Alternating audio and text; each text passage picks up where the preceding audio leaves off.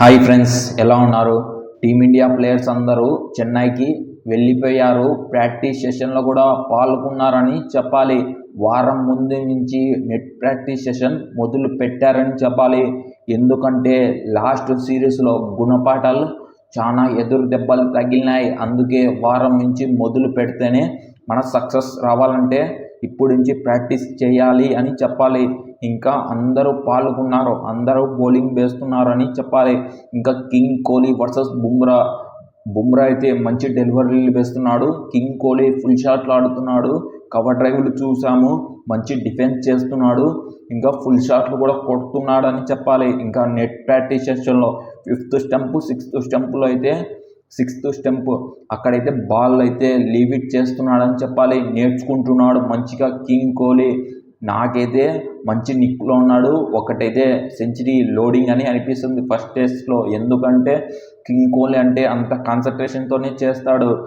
ఇంకా రోహిత్ శర్మ కూడా ఏం తక్కువ కాదు, మంచిగా ఆడుతున్నాడు, ఫుల్ షాట్లు కొడుతున్నాడు, ఫాస్ట్ అప్రోచ్తోనే ఆడాలని అనుకుంటాడు హిట్ మ్యాన్. ఇంకా డిఫెన్స్ ఆడాడు. ఎందుకంటే ఇంకా T20లోనే T10 ఆడినాడు, ఇంకా ఓడిఐలో T20 ఆడినాడు, ఇంకా టెస్ట్లలో ఓడిఐలో ఆడతాడని నేను అనుకుంటున్నాను. ఇంకా జైస్వాల్ కూడా మంచి నిక్లోనే ఉన్నాడు, మంచిగా ఆడుతున్నాడు. ఇంకా శుభ్మన్ గిల్ కూడా ఒక డిఫెన్స్ మంచిగా ఆడుతున్నాడు, గుణపాఠాలు నేర్చుకున్నాడు కూడా అని చెప్పాలి. ఇంకా మహమ్మద్ సిరాజ్ మంచి బౌన్స్ రాబడుతున్నాడు. ఇంకా మోనీ మోడ్కల్ కూడా మంచి టిప్స్ ఇస్తున్నాడని చెప్పాలి. ఇంకా ఫాస్ట్ బౌలర్స్కి యష్ దయాల్కి, ఆకాష్ దీప్ కూడా అని చెప్పాలి.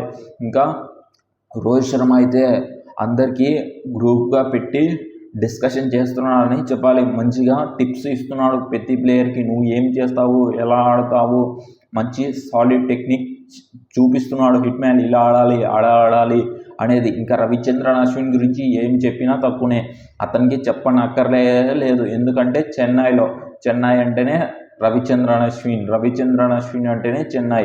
అతనికి మించిన ప్లేయర్ అయితే లేరని చెప్పాలి. స్పిన్లో అతనికి బాగా తెలుసు, ఎక్కడ వేస్తే బొంగరంగా తిరుగుతుందని చెప్పాలి. ఇంకా పిచ్ రిపోర్ట్ కూడా వస్తుంది, చెప్తున్నారు ఏమని అంటే రెడ్ సాయిల్ వికెట్ ఇస్తున్నారని చెప్తున్నారు. ఇంకా బ్లాక్ సాయిల్లో బంగ్లాదేశ్ వాళ్ళు అయితే ఆడి వస్తున్నారంట.